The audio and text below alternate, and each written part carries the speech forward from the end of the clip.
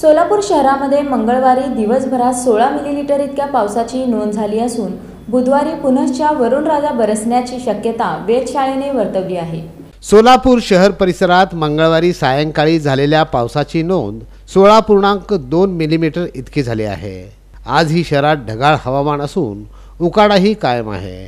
हवामान खात्याने अवकाळी पावसाचा अंदाज दिला आहे। गेल्या शनिवारी सोलापुरात रात्री जोरदार पाऊस झाला होता। हा पाऊसही 19 मिलीमीटर इतका होता। त्यानंतर 2 दिवस पुन्हा ऊन आणि उकाड्यात वाढ झाली होती।